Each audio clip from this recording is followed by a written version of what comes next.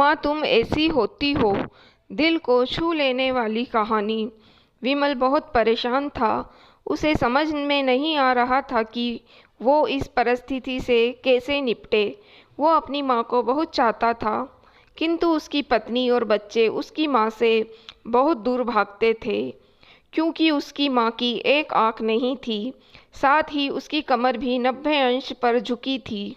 वैसे वह अपना काम सब खुद कर लेती है, किंतु फिर भी वो उसकी पत्नी और बच्चों के लिए हमेशा खटकती है।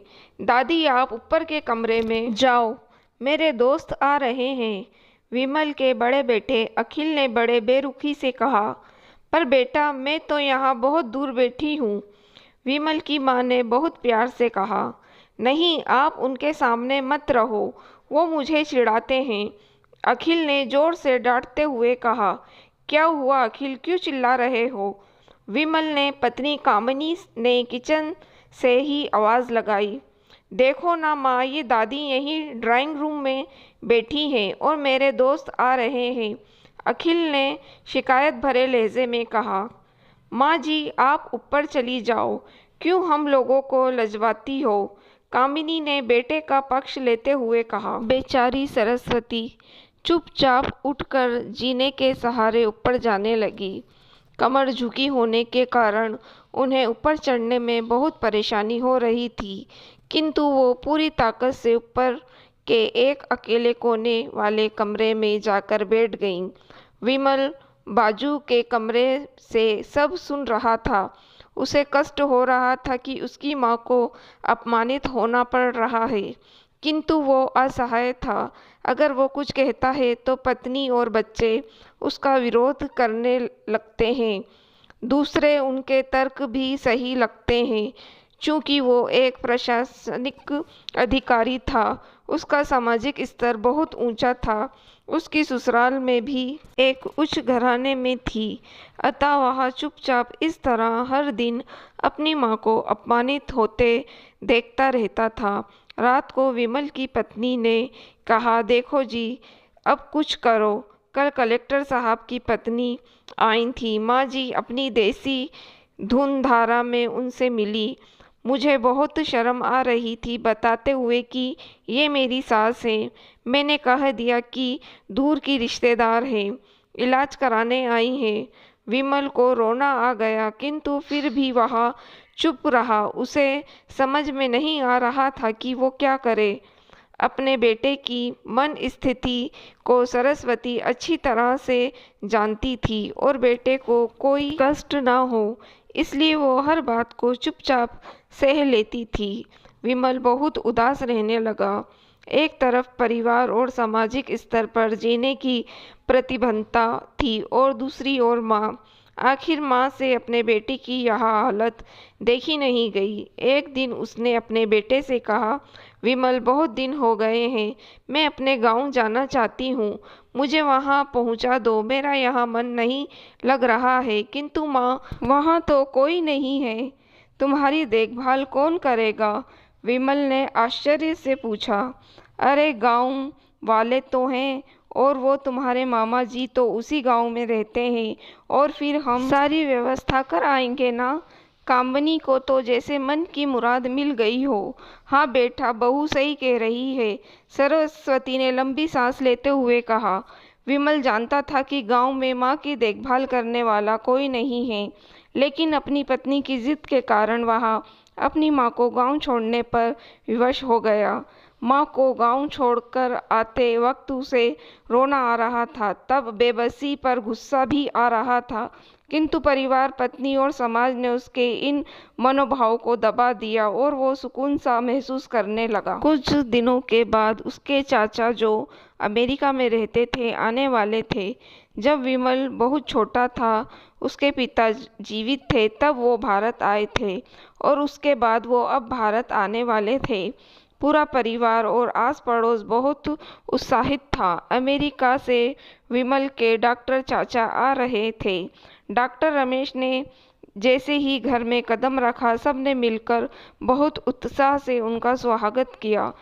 क्यों विमल, भाभी नहीं दिख रही, कहाँ है? डॉक्टर रमेश ने उत्साहित पूर्वक पूछा। जी, वो गांव में रहती है, यहाँ उनका मन नहीं लगा, कामिनी ने सपाट लहजे में उत्तर दिया। डॉक्टर रमेश ने विमल की ओर देखा तो विमल ने अपनी आंखें झुका ली। डॉक्टर रमेश सब समझ गए। बोले, कल हम भाभी से मिलने गांव चलेंगे। सब लोग। दूसरे दिन सभी लोग गांव के घर में पहुंचे। देखा कि सरस्वती को बहुत तेज बुखार है और वो पलंग पर असहाय पड़ी हैं। डॉक्टर रमेश दौड़कर सरस्वती के पास गए, उनके पैर छूकर रोने लगे। सरस्वती की ये हालत उनकी कल्पना से परे थी। वाह बेटा विमल, तूने तो नाम उजागर कर दिया। अपनी माँ की ये हालत देखकर तुझे तो शर्म भी नहीं आ रही होगी। डॉक्टर रमेश ने विमल को लगभग डांटते हुए कहा। नहीं देवर जी, विमल का कोई दोष नहीं है, मैं खुद गांव आई थी। सरस्वती ने अपने बेटे का बचाव किया। मुझे सब पता चल गया भाभी, आप चुप रहो। क्यों बहू, तुम्हें अपनी सास की कुरूपता पसंद नहीं है?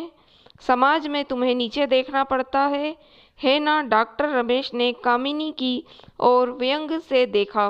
कामिनी निरुत्तर होकर विमल को देखने लगी।